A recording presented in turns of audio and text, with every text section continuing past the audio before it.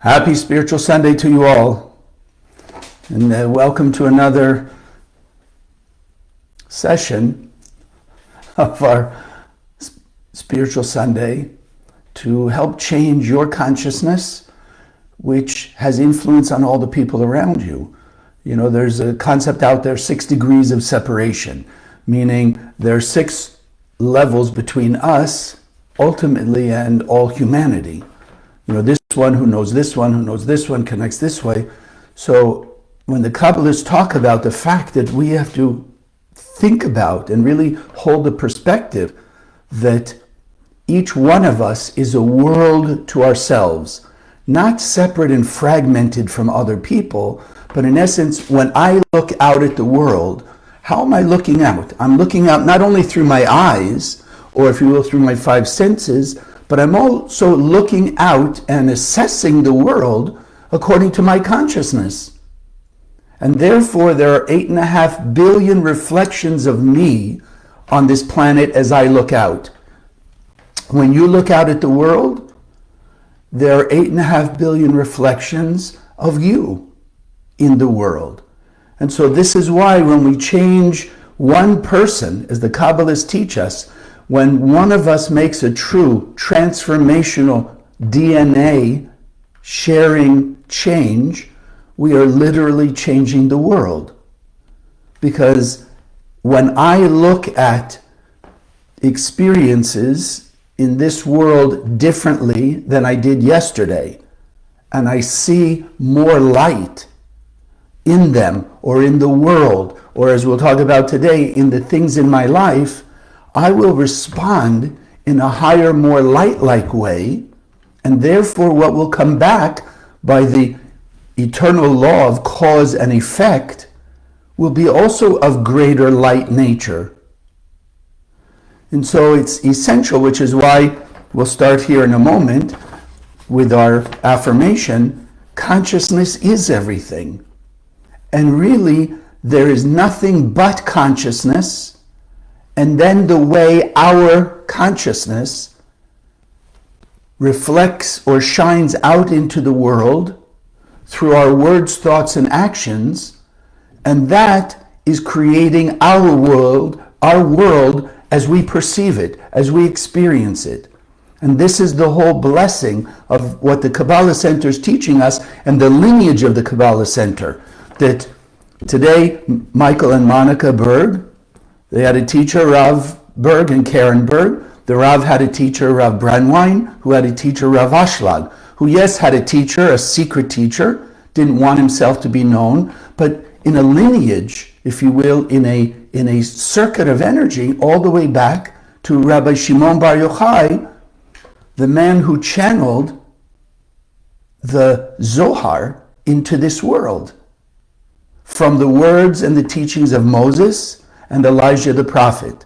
So if you haven't heard that before, or if you hear somebody or you read a book that claims that Rabbi Shimon Bar Yochai was not the quote-unquote author of the Zohar, my assessment, leave that book aside. Look at something that's more of authentic Kabbalah, because all the true Master Kabbalists clearly stated, including Rav Ashlag, who is one of the greatest Kabbalists in 1,000 years, said he could not envision, and his vision was like vision of the prophets, maybe even higher. He could not envision any other person's soul than Rabbi Shimon Bar Yochai being able to be a conduit of the wisdom, the power of the Zohar from the endless world into this world. So let's do our affirmation today. We're going to do it together, and the concept is we want to keep, let's say, erasing the false beliefs and the limitations that we've held not only this lifetime but many lifetimes previously, and replace the falsehoods with the truth that we are all one. Consciousness is everything. And perfection is just waiting for us to uncover it and let it be revealed and manifest through the actions, as we affirm here, of shining more light of our soul, more of the potential the Creator put in us out into the world through every word, thought, and action. So we say it together. Consciousness is everything. I raise my consciousness today to see the miracles and wonders of life. I commit myself to behave with greater love, compassion, and kindness towards all human beings.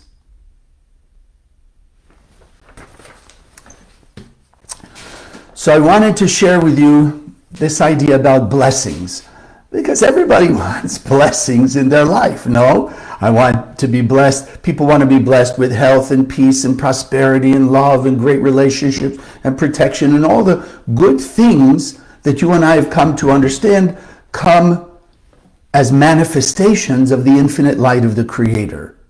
They don't come as we learn it through what traditionally people thought was God's will or God's actions. But it comes because God, the Creator, or as we understand it, the emanator of light, is emanating light 24/7. And therefore, as we often say, the light of lasting fulfillment, infinite blessings, is always available. What makes it show up or be experienced or not is what we talk about called the vessel. When a person creates the proper container, vessel, to reveal that light, it becomes manifest as blessings. But as we want to talk about today, there's also the concept that the more blessings, or when people get another blessing, it can actually become to that person what they would call a curse. And so we want to understand that. So we want to start with a biblical story where we can learn through the story this wisdom about blessings turning to curses, and how we can turn the curse back to a blessing or further blessings, and or avoid blessings becoming curses. And those of you who may be new to us, the Kabbalists explain that the 5 books of Moses is also historical. Those people lived, they did what they did. It's also an accounting of people and their actions. But it's like the body, the external. What really is the true essence of a human being is not the body, is the soul. So the true essence of the 5 books of Moses is the soul, which is the Zohar. And therefore the Kabbalists teach us how to unlock the code of the 5 books of Moses to understand how today, 2024, we can use the technology that these great souls used to achieve their blessings, their good, persevere and overcome their challenges and obstacles, and have an amazingly blessed life. So there's the story of Jacob the patriarch. So to try and make it a little short, so he's promised all kinds of blessings from the Creator. Everything. That even his descendants would be like the stars in the sky and the sand on the beach. And as he's running away from his brother who wants to kill him, he comes upon a place which we know is the Temple Mount, where the Temple of Jerusalem is located. He comes upon there, he sleeps, and he has a vision. I don't even want to call it a dream, a vision of a ladder from heaven to earth with angels coming up and down. When he wakes up, he says, basically, oh my word, such holiness in this place, I didn't know. And therefore, even though he's been promised by the Creator all these blessings already, health, peace, love, protection, able to reach and touch the hearts and souls of every human being on earth. He says to the Creator, if you will give me all these blessings, guide me on the way, guard me on the way, let me have all these good things, I will give back to you 1/10, what we generally call tithing. So the Kabbalists kind of ask a question. If Jacob was already promised all these blessings by God, let's call it for free, so to speak, why would he now say, if you give me all those blessings, I will now give you 1/10 of everything you give me? Almost, some people will think of it like a business deal, right? Like a commission. Okay, God, you do all this for me, I give you 10%. Okay, so we want to go back and understand and remind ourselves the essence of the purpose of life. So one, we know there's only the infinite power of the Creator. That's it, the light force.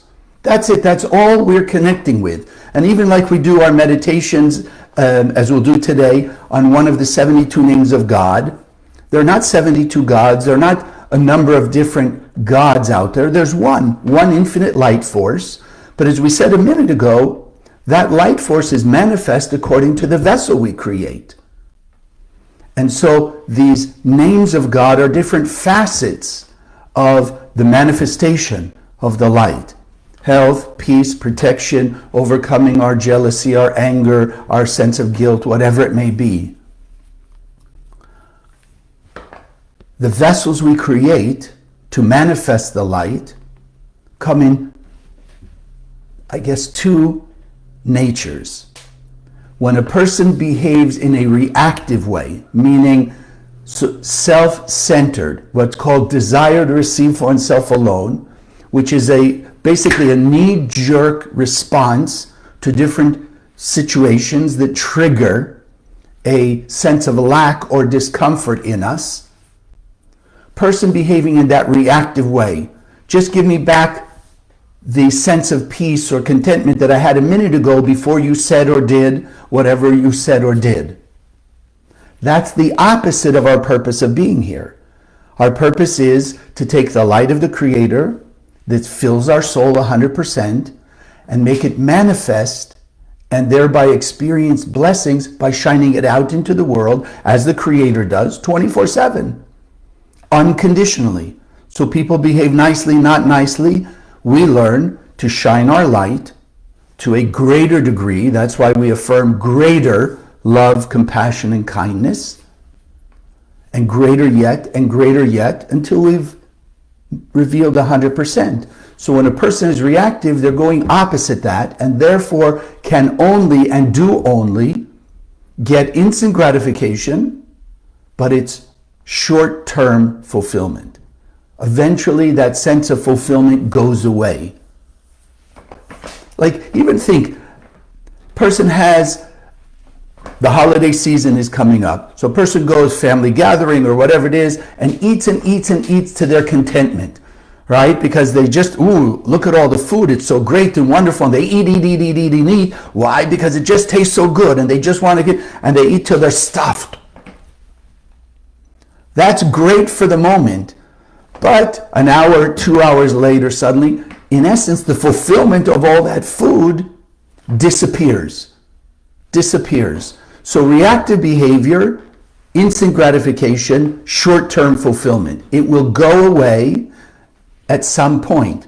Now, following and being in alignment with our purpose in this world, which is to channel the light of the Creator more and more from inside our soul outward. Because outward in the world around us, in the manifest world, we want those lasting blessings. So, by shining our light into the darkness, so to speak, of that difficult situation, obstacle, challenge, chaos, or confusion, we are increasing the amount of lasting blessing, lasting fulfillment we will experience. But the initial sense we get is discomfort. It's uncomfortable because whatever happened, whoever said or did whatever it was pushes our buttons. We feel uncomfortable with that feeling of anger, guilt, shame, hurt, jealousy, resentment, whatever it may be. And to then, as we talk about it, as we teach, pause, be conscious, say, no, I want to be more like the Creator and have more lasting blessings. I'm going to shine light in whatever the appropriate way, the appropriate frequency, but begin shining the infinite light of the Creator out from your soul, out through those people, and out to the world. Uncomfortable in the first moment, but it will bring lasting fulfillment. Joy, happiness, peace, protection, prosperity, love, whatever it is, in a lasting way. So we have two different ways to respond, but we remember, you and I learned from Kabbalah 1 that in order to truly be able to experience lasting fulfillment from our effort to shine our light into the darkness, means we had to program what I now call the original artificial intelligent program, the opponent, evil inclination, sometimes it's called, the adversary, the challenger in our head. We programmed it, has no free will. It is a program that is there to taunt and tempt us to no longer shine light into the darkness, no longer make the next effort to share uncomfortably love, kindness, compassion, generosity, forgiveness, etc. And sort of stop taking back the light we've given away to this opponent, this challenger. That's the way it works. And therefore, it's in that moment when, yes, it looks like we have greater blessings, like we made that effort to really send the light of forgiveness to that person that hurt us, said something nasty, whatever it may have been. Once we've done that, that's when this programming starts to click in, and now comes all the things that we will call for today curses. So even though we just achieved a greater blessing, unfortunately, there's that programming that, if not consciously overcome by you and me, can make what we thought were blessings turn into curses. So I want to quote to you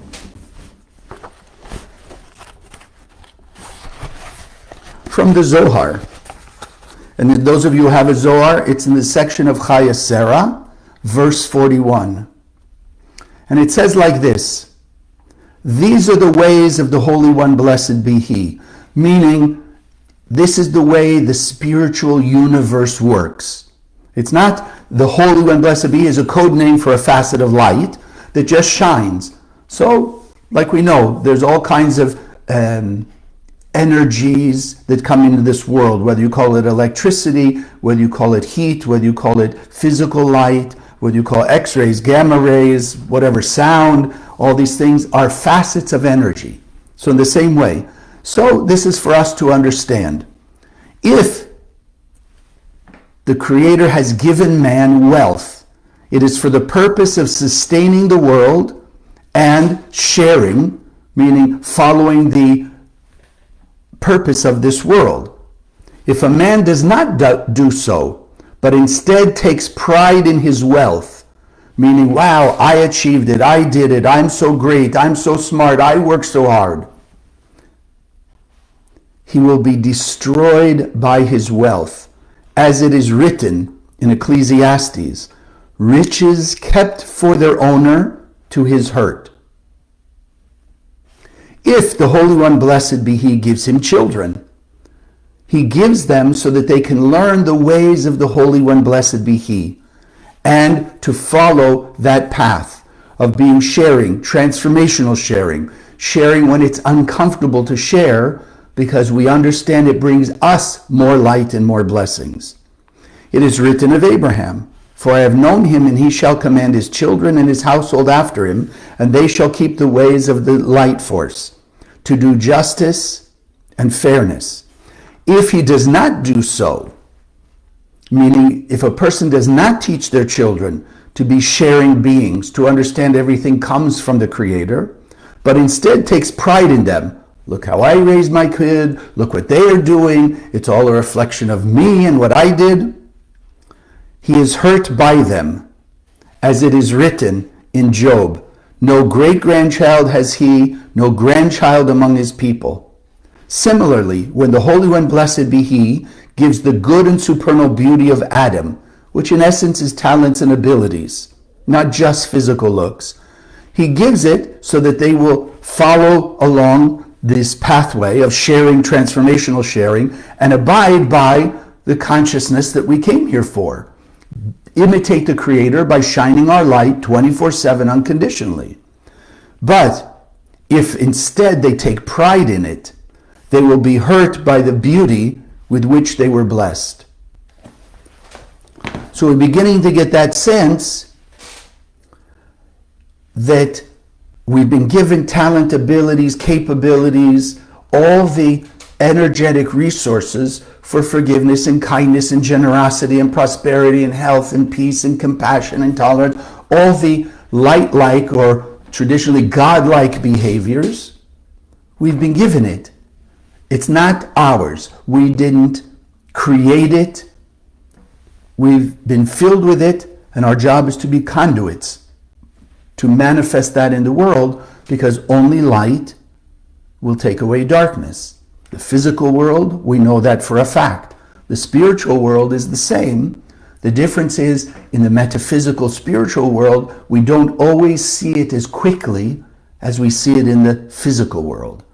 But the laws of the universe are the laws of the universe. So long term, whatever a person does, that's what comes back. As we said, reactive will come back as more challenges, chaos, difficulties, to be paid off with light extended uncomfortably from our soul, to forgive and have compassion, etc. Okay. It's not such far-fetched as you may think, because here we are awakening more light, we're making the effort to understand how we can reveal more of our soul's potential and manifest more of that 100% eternal bliss that the Creator gave us.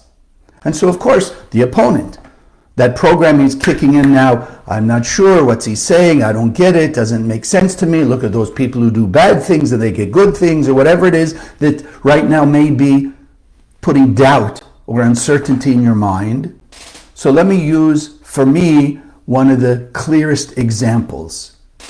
Years and years ago, when I first started teaching in the late 80s, early 90s, there was, if you remember, the lottery had come along, this .com, people would invest, in .com, in various stocks or whatever, .com, the internet and whatever, and, they make millions and millions.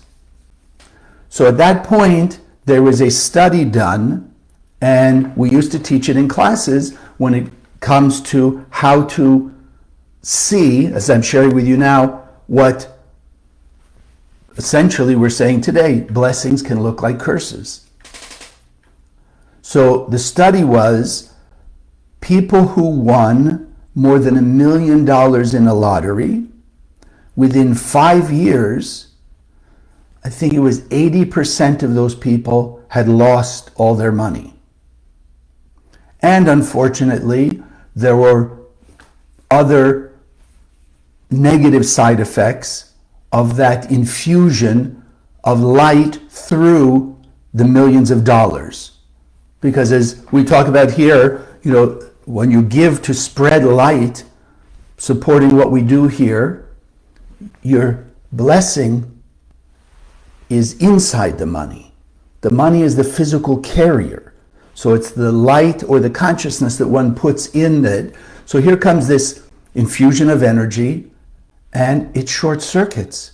It's a blessing, but unfortunately a person not understanding how to handle it, like we read from the Zohar, but they start to take pride, if you will, or ownership over it, possessiveness. It's mine. I don't know how a person can understand they earned the lottery. I think buying a ticket for a few dollars and making millions or getting millions, not quite earning, even in a simple sense of earning. It's like a gift. Okay. So unfortunately, that was the statistics. I'm sure it's very similar to that. But the concept is that every time light is being revealed, which means we're now retrieving light from the opponent programming that we gave away through previous negative actions. So last week, 2 weeks ago, 10 years ago, lifetimes ago, we gave away our light force through the actions of anger and jealousy and fear and ego and insecurity, whatever. And now it's still ours. It's just in the holding tank, if you will, of the opponent. And so every time we go to take some back, it's programmed to taunt us, to maybe even use it in a negative way, and or take possession over it. Oh, it's all mine, ego about it, or what have you. And therefore create curses, difficulties, challenges, etc. Like with these lottery winners, there were lots of stories about people becoming addicted to various negative substances and or behaviors, and even committing suicide and losing their money and having fights in the family and all kinds of terrible stuff. And yet you'd say, wow, if a person won millions of dollars, you'd think they'd be happy and everything would be great. No, this is what I'm sharing with you today from the wisdom of the Kabbalist.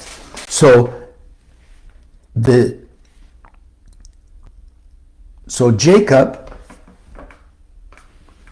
understood when he woke up and he realized, and again, Jacob the patriarch at an extremely high level, but we want to learn the lesson that he's teaching us that we can apply on our level. So he woke up and he had the blessing of seeing this, the ladder, Jacob's ladder, the famous ladder, and the angels going up and down and all of this. And he came to understand that the light force, let's call it for our understanding, was even greater and more omnipresent than he had realized.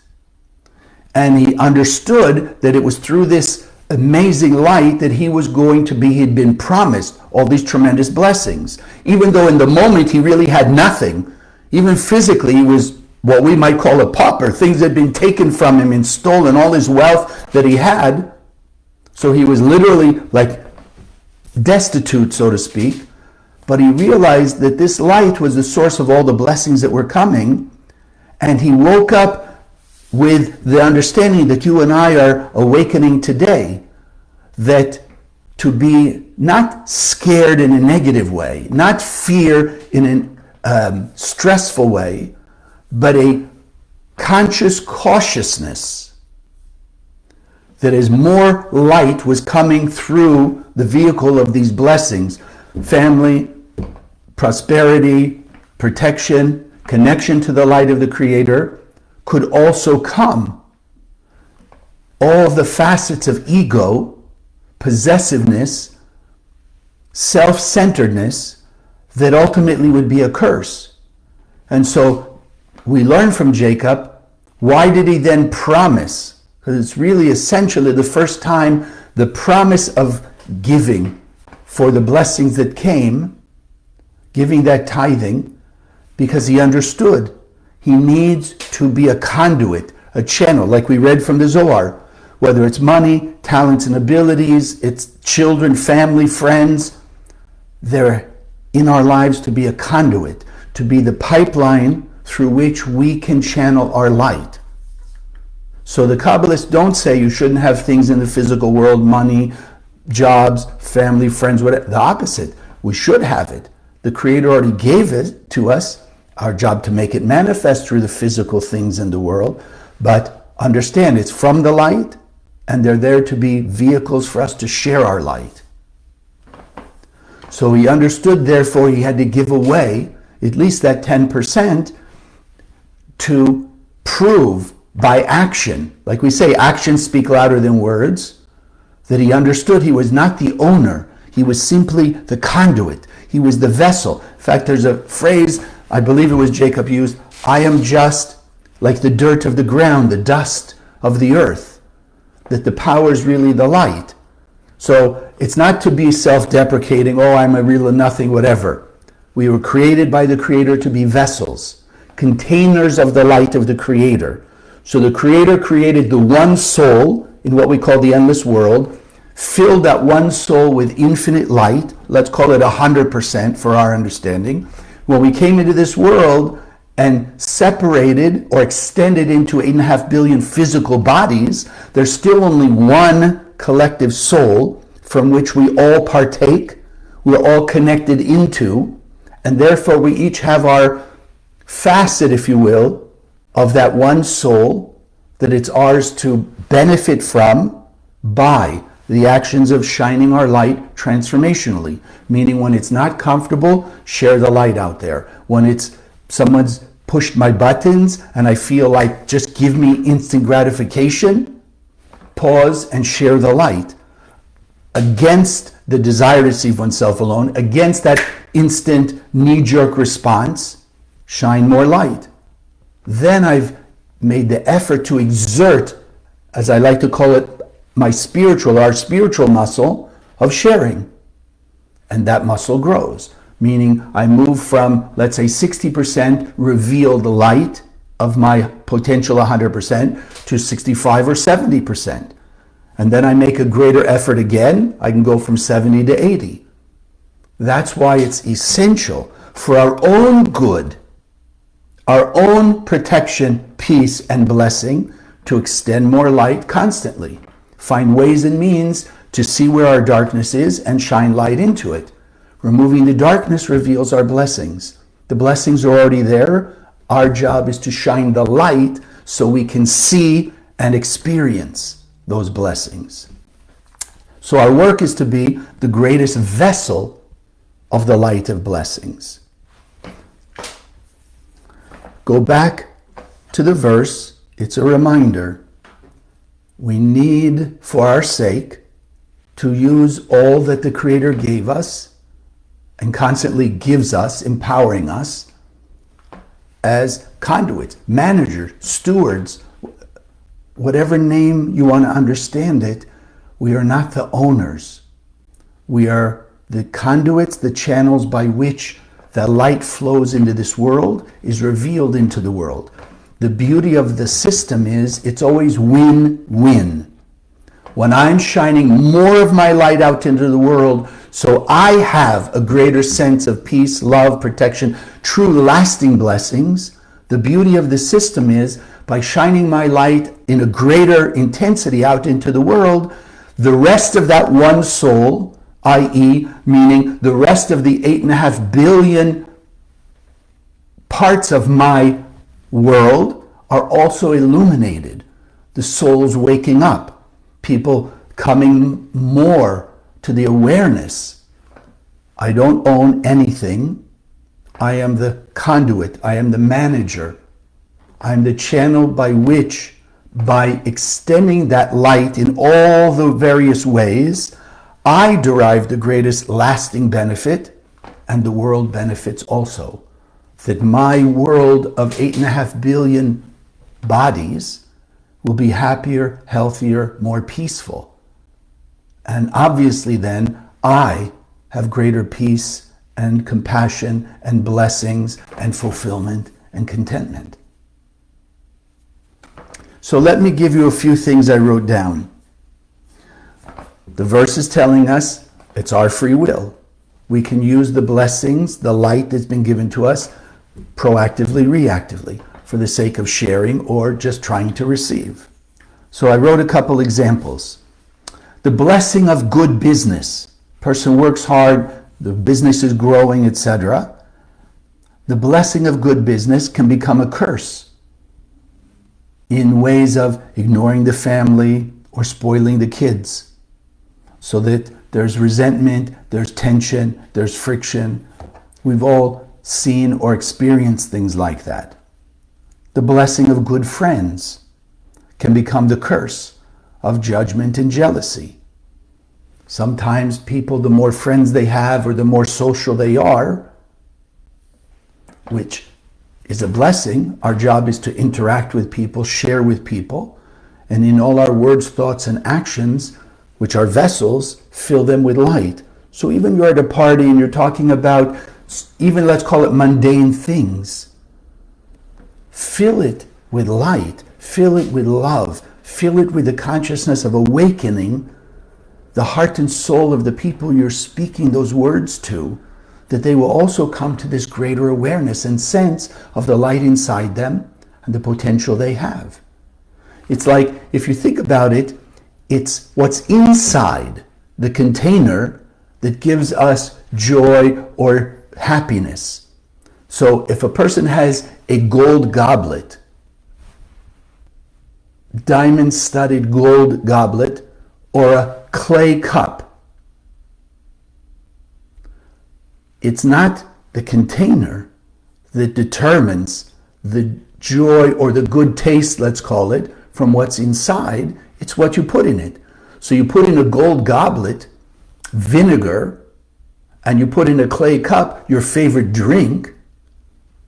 You don't say, well, the gold goblet, even though it's vinegar, pretend that it tastes good or whatever. No, it's a gold goblet, but the taste, because of what's inside, is bitter. Whereas the clay goblet that just looks simple, you get the greater taste, the greater enjoyment, because it's the drink that you enjoy. So the same with words. A person, and we've seen it unfortunately, people can look, oh, you look so great today. But those who are a little more sensitive can hear those nice words, but feeling the energy of jealousy or envy or judgment that come with inside those words.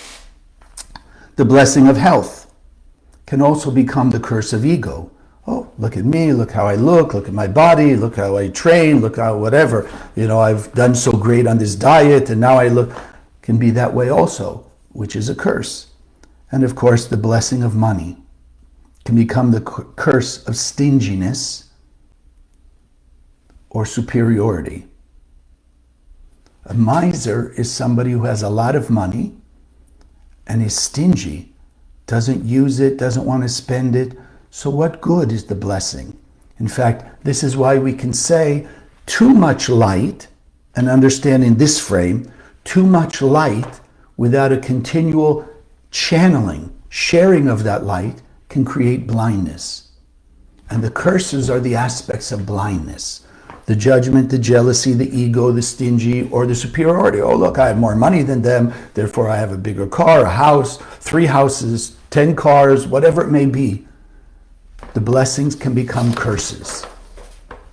So you and I learn in the Kabbalah Center, and as we said in the very beginning, because we are in the pipeline, if you will, in the lineage of master Kabbalists, from Rav and Karen Berg, Rav Brandwein, Rav Ash, like we said in the beginning, all the way back to Rabbi Shimon Bar Yochai, and technically through Rabbi Shimon to Moses on Mount Sinai, and literally back to the Garden of Eden, where we all came originally with the awareness, understanding of the entire system and purpose of life and the technology of the universe.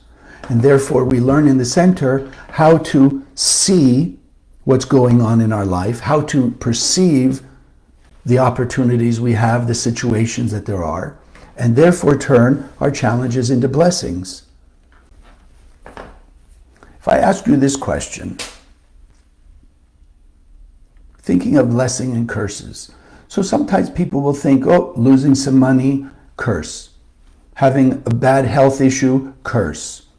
I don't know, fighting with a friend. It's funny, now that I'm saying it, I've had over the last maybe 6 months or so, unfortunately, a few people who, would say, oh, I was so friendly to this person, we had known each other for years and years and years and years and years, and suddenly, boom, they unfriended me. Curse or blessing. It's shocking, so most people think curses. Or, trouble in the business or what have you. But there's a concept in the physical world of having a debt and settling the debt, as the saying goes, paying pennies on the dollar. Meaning a person has whatever $1 million debt, And however they deal with it, negotiate it, etc., they can settle the $1 million debt, let's say with $100,000. So pennies on the dollar, so to speak.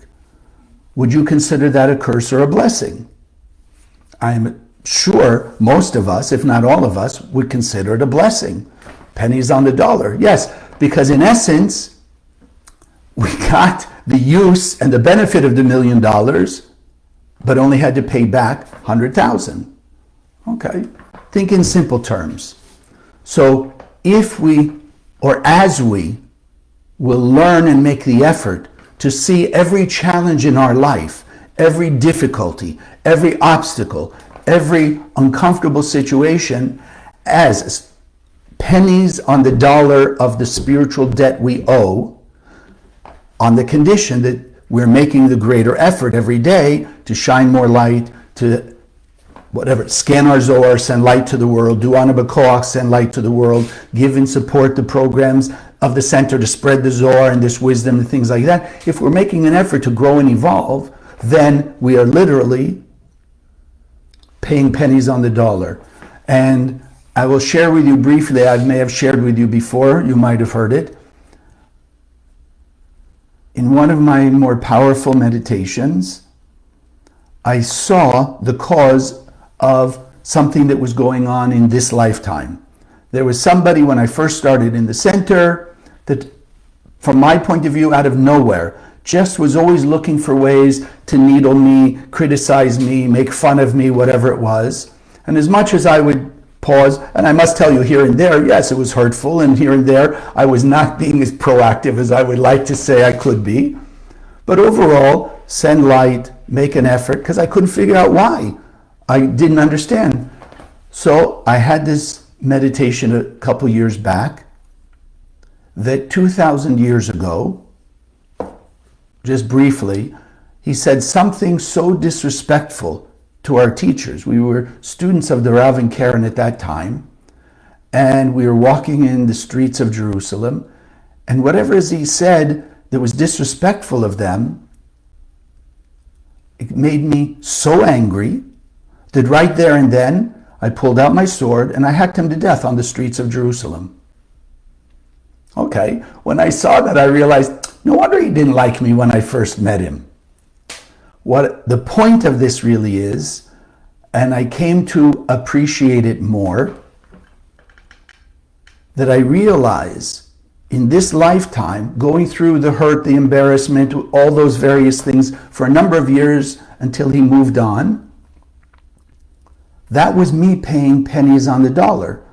Because if you think in strict cause and effect, I mean, heaven forbid, one life for another. But it was suffering through, let's call it, persevering through the embarrassment and the hurt and the needling and what have you, and not falling into tremendous anger and screaming and yelling, whatever, or fighting even. That was my paying that debt.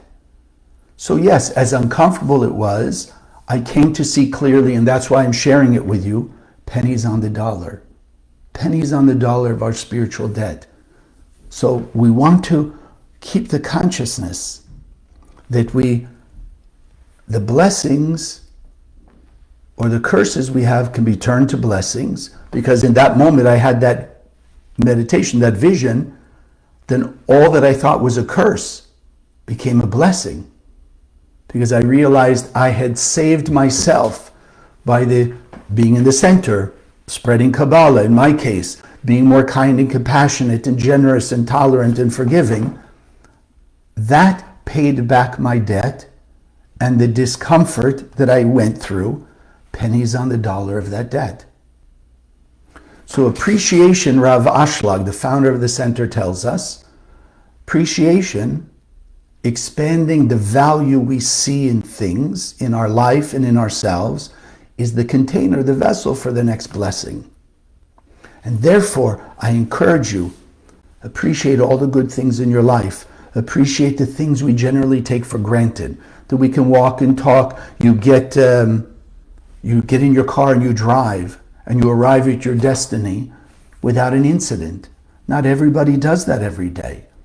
but we tend to take it for granted because we assume that's the usual way. So the more we appreciate, and remember, it's only up to us the value that we decide those things are worth. So the greater appreciation we have and the greater expression of gratitude that we have for all that the light gives us, by that channeling it, like we read from the Zohar, Chaya Sarah, will make more blessings and more blessings. So in closing, the greatest blessing that we have, that we want to keep in mind, is that the light of the Creator fills our soul. We started in the Garden of Eden, unfortunately, with too much ego focus on the physical material world, and created the curse. We separated from the tree of life. But we learn in the center, the Kabbalah center, how to turn curses to blessings and turn our blessings into even greater blessings. And through that, by shining more of our light into the world, how to be the cause for all humanity to turn to the light in humility and appreciation. And by doing this, we accelerate, we speed up the return of all people to their God-given perfection and take all of us back to the Garden of Eden, heaven on earth. May it be in our time. Amen. Okay. Thank you for joining us. We're going to do our meditation here in a minute. For those of you who would like to support the projects of the center, I know many of you are giving regularly. For those of you who are newer, I just want to make sure that you're familiar with this. We have the little pocket Zohar, and I think I mentioned it, but I brought one this time for you to see. This is what we call the sacred Zohar. There's a couple different versions, but essentially it's all the Aramaic of the Zohar. So you have the whole Zohar, the Aramaic to scan, to be empowered by, in one smaller volume that you can take with you even when you travel.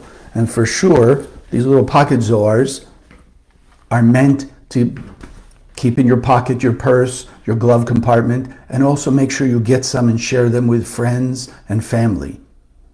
Because the Zohar says very simply, because the book, this form, shines the infinite light of the Creator, when there's enough of this light, enough books in the world that shines light, will wake up enough light inside the souls of humanity that the balance of power in the cosmos will be light and not darkness.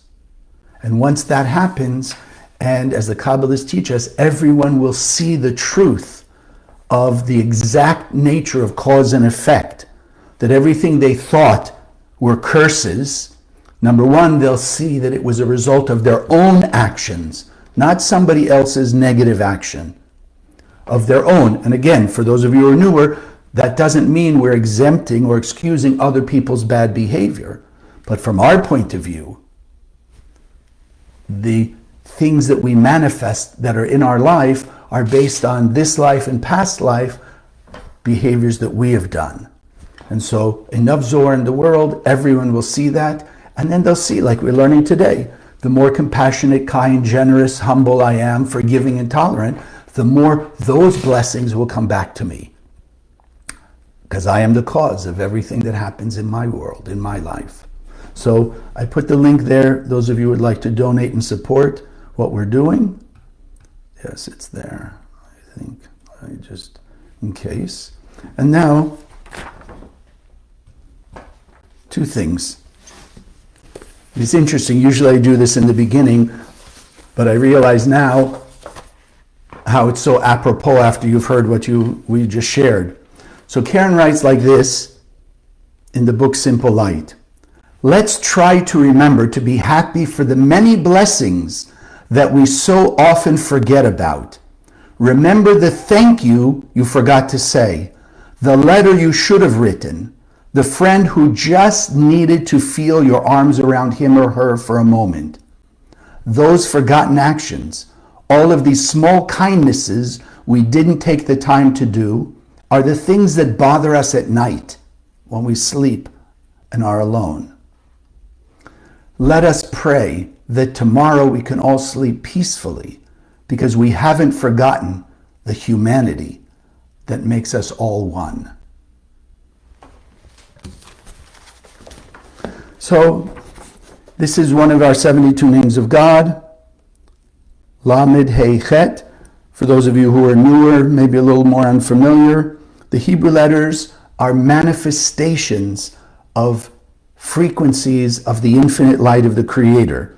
In the same way we might say peace, love, compassion, harmony, miracles, health, prosperity, etc. are also manifestations of the frequencies of the light of the Creator. So each one of these shapes we call Hebrew letters are a unique frequency, and therefore how they combine, like chemical formulas, H2O, 2 hydrogen, 1 oxygen, makes the material, the substance we call water. Things like that. So in this case, Lamed Hey Chet creates the manifestation, or if you will, the energy force that we're making use of today to help us change our point of view, to, if you will, forget ourselves and think more about others and the collectivity of the one soul, which in the end of the story, when we're shining our light to all of humanity, we are included and ultimately even blessed more. But as Rav Ashlag wrote in one of his writings, when a person's only, let's call it, shining light into their own life, then they're not included in the collective. In the collective, everyone is included. In the personal or private, so to speak, not everybody's connected. Okay? So just let the shapes, Lamed Hey Chet, be engraved in your mind's eye, because eyes are the window to the soul, and we know our soul is already filled with the light of the Creator. And so we want to use this to shift our consciousness to yet a higher level, and with us, all of humanity. Because we're each going to take our world of 8.5 billion people in unity and in oneness, and exponentially raise the consciousness of the world. Lamed Hey Chet. So I ask you to sit comfortably in your chair, feet flat on the floor, hands on your lap. Begin taking a few deep breaths to relax into the light of the Creator in and around us. Breathe in through the nose, hold the breath for a moment, exhale through the mouth.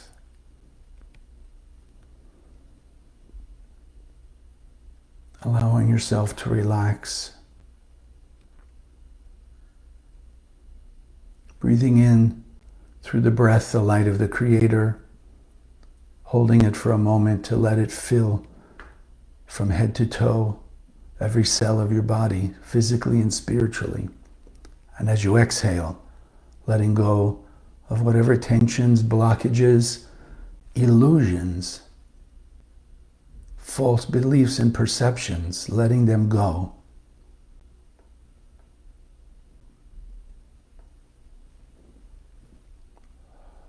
Letting your focus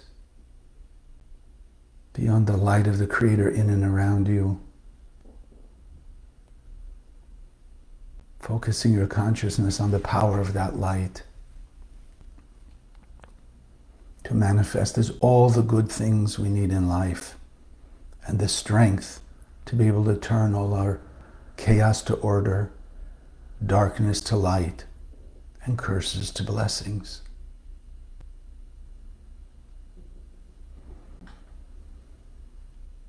Feel yourself enveloped in the energy of the light, unconditional love, and true oneness. The oneness of all humanity.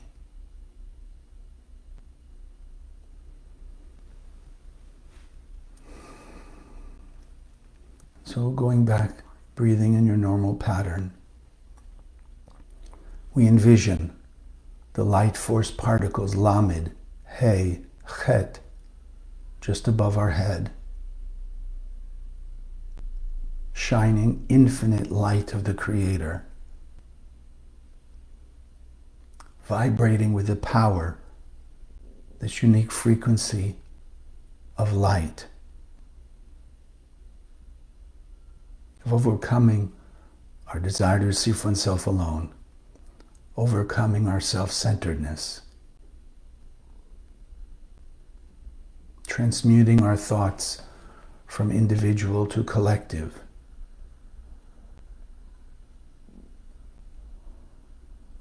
strengthening our consciousness and our desire to be pure conduits, channels, to share constantly the light of the Creator that's shining from above through us, that we can let it out and flow into the world to remove the darkness, the chaos, the discord among humanity. Lamed, Hey, Chet. And slowly we allow that name of God to enter through the top of your head, allowing it to brighten, intensify the light inside you, awakening, to be channeled out from you, the next level of your spiritual elevation and evolution. As it passes Lamed Hey Het into your brain, your consciousness, awakening the pure light being, the consciousness of unconditional love and oneness of all humanity, activating the light in every cell, spiritually and physically, and allowing the Lamed Hey Chet to shine its light and flow, continuing from head through your body to your feet.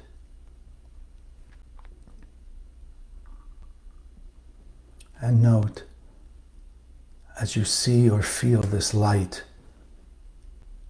getting brighter, shining with more intensity inside you, a greater realization of the power that the Creator has invested in you, the capabilities that the Creator has given you.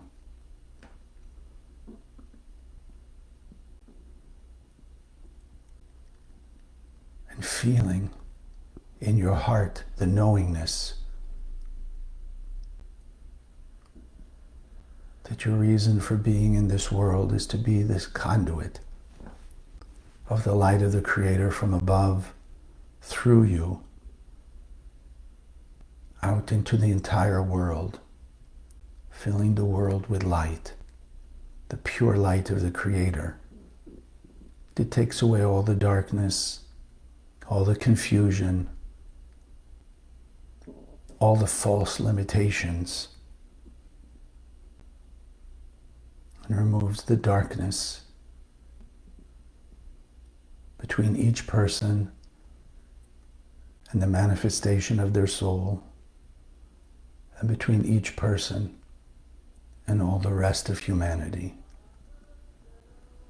So let's meditate together, settling the Lamed Hey Chet in our heart, centered in our soul.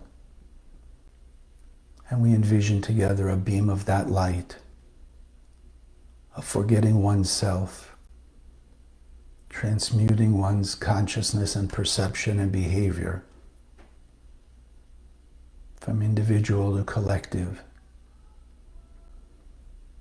from short-term fulfillment to long-term blessings, heaven on earth, Garden of Eden.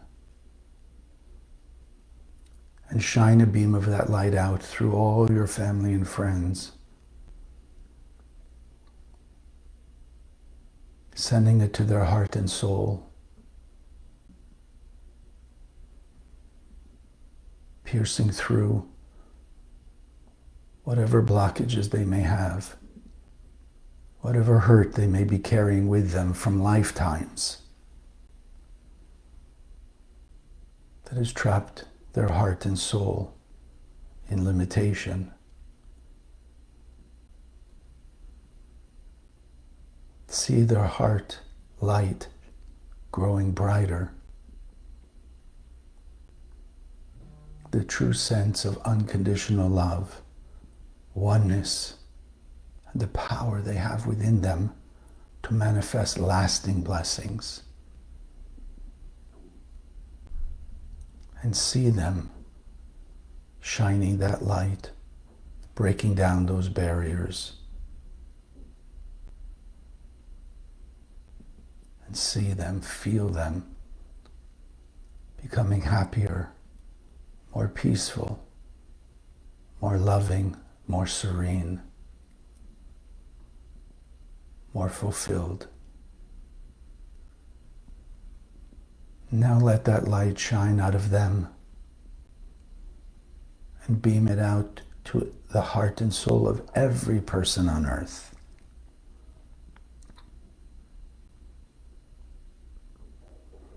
As the light shines, the darkness disappears.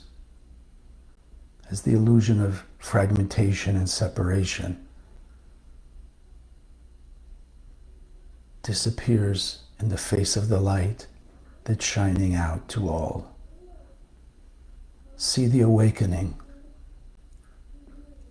the happy shock of the awareness that we are all one, of the tremendous capabilities we've all been given. This wonderful light of the Creator that fills every person. And as we shine that light stronger, with more focus and intensity out to the world, we draw that light from within all people outwards, breaking down their walls, their curtains, their veils of hurt, fear, anger, whatever the divisive force is. Transmuting it as light removes darkness, the light of the Creator, removing those false beliefs and limitations. Lamed, Hey, Chet, allowing every person to grow quickly, peacefully, serenely into their pure and perfect light being, made manifest on earth. And together we see the world living as we're meant to be. Peace and harmony, joy and happiness, love and unity.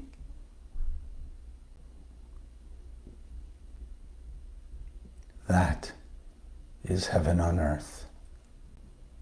That is the Garden of Eden. That is how we began. And today, this is what we see the world is and is becoming more and more quickly, that it may be revealed and manifest now.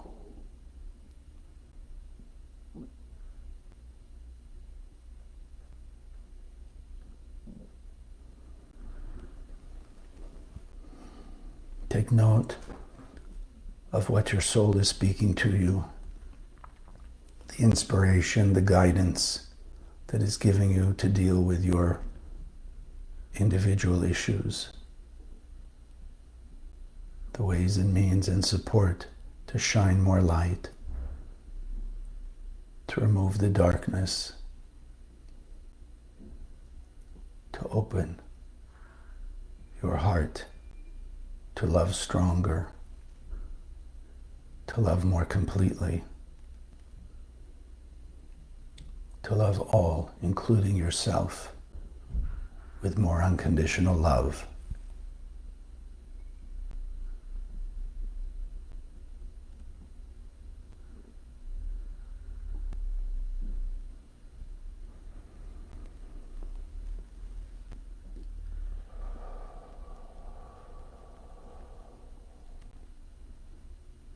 And together we'll take one more deep breath to anchor this into our heart and soul and mind. And exhale, and slowly open your eyes.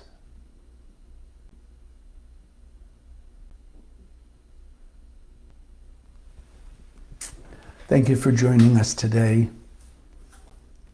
Maybe we all make this coming week so filled with light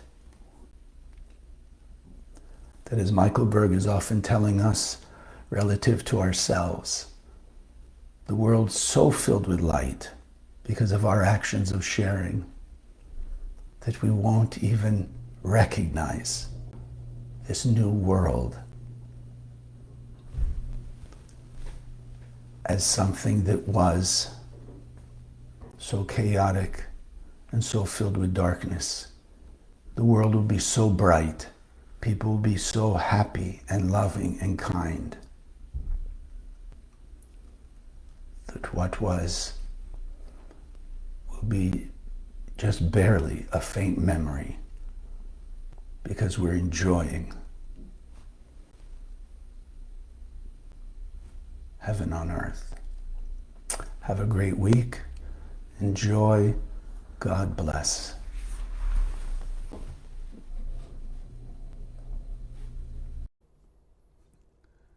Thank you for joining us. If you liked what you saw, click the subscribe button so you'll be notified of future videos as we post them. Would also love to hear your comments and questions, whether it's about this video in particular or about the wisdom of Kabbalah as we teach it in the Kabbalah Center. If you'd like to learn more about various subjects, go to our website, www.kabbalah.com. We have thousands of articles and classes on various subjects within the wisdom of Kabbalah. Share this video with other people. If you were inspired and it can change your life, let's start changing thousands and thousands of people's lives around the world also. If you'd like to contribute in support of Spiritual Sunday and the projects of the Kabbalah Center, that link is also below. I wish you an amazing day, afternoon, evening, wherever you may be out there. And may God bless us all that we awaken the light of the Creator, not only inside us to a higher level, but touching the heart and soul of every human being on earth with the light of the Creator.